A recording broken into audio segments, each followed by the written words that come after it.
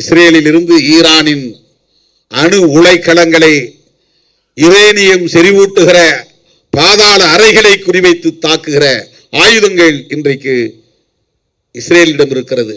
பதிலடி கொடுக்கிற அளவுக்கு வலிமை ஈரானுக்கு இருக்கிறது.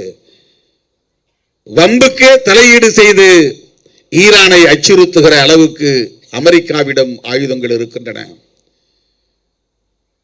இந்த நாடுகளிடமெல்லாம் பூமியை பலமுறை அழித்தொழிக்கக்கூடிய அளவுக்கு அணு ஆயுதங்கள் இருக்கின்றன.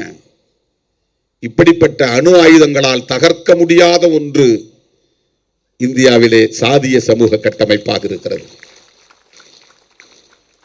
எந்த ஆயுதங்களாலும் தகர்க்க முடியாது. ஏனென்றால் இது கருத்தியல் வடிவம் கொண்டிருக்கிறது. கெட்டித்தட்டி போய் இறுகி கிடக்கிறது. உளவியல் அடிப்படையிலே தான் மாற்றத்தை கொண்டு வர முடியும்.